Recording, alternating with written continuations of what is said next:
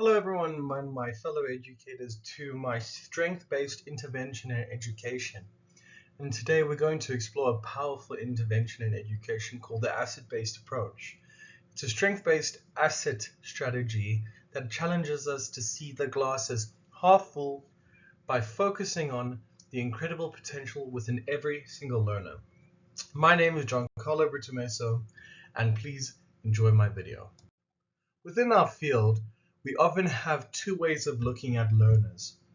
The first is a deficit model, which often asks, what's wrong, what's missing?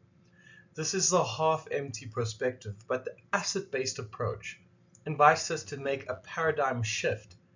It asks, what are these learners' strengths? What resources do they have?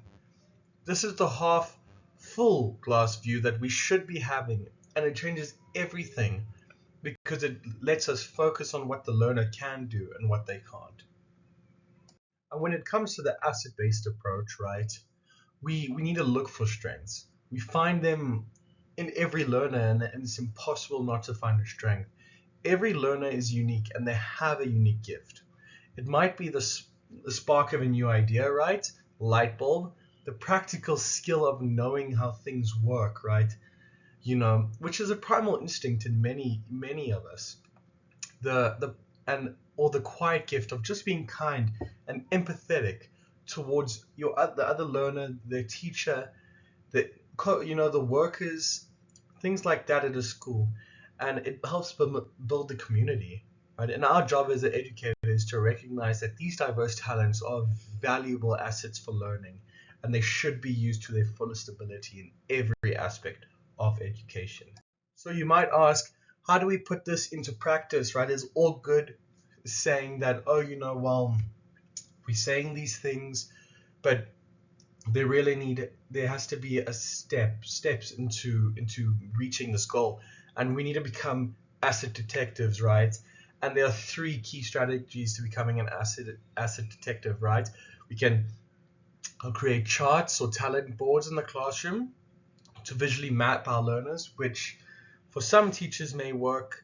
For me, I don't really want to do that because it's a bit, for the young kiddies. But if you're in foundation phase, go for it, man. Then this will give your learners confidence by celebrating what they can do, right? Secondly, we can connect learners to their interests. So when you're getting to a bit older ages, you can link the curriculum to what our learners are passionate about. And especially this is important when learners have chosen their subjects in FET, right? So past senior phase. This is that we can build stronger relationships with our learners. They can build stronger relationships with their studies, and therefore they can work towards a greater success. And third, we just use strength-based roles, right? And this can be used in any phase of education, right? Because if you put a learner in a role where they are strong, right, they can take advantage of that natural strength. This is making a great, let me try to find an example, like making a great storyteller, like the class librarian, or I don't know, that's a bad example. But anyway, let's move on. And lastly, right, what is the result? Well, you're gonna result to have a thriving learning environment.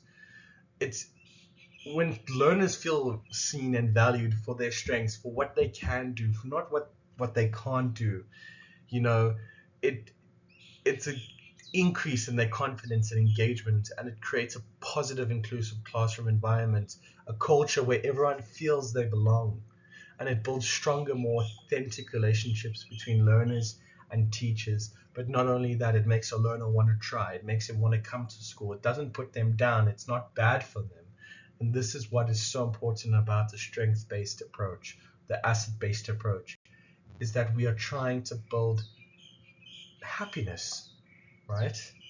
Anyway, thank you for watching my strength-based, asset-based approach and intervention in education. And please always remember the words of C.S. Lewis when he said, the task of the modern educator is not to cut down jungles, but to irrigate deserts.